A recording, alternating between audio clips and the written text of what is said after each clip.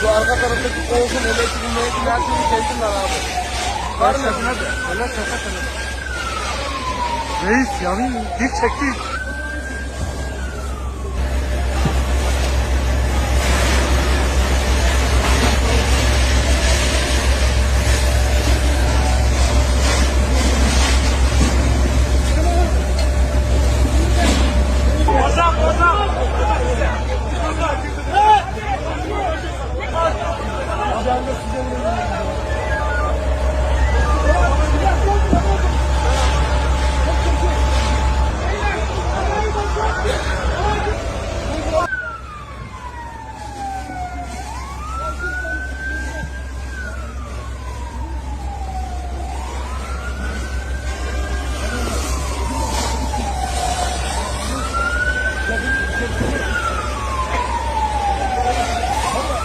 Şu arka taraftaki koltuğun elektriğin mevkinin her şeyini kessinler abi.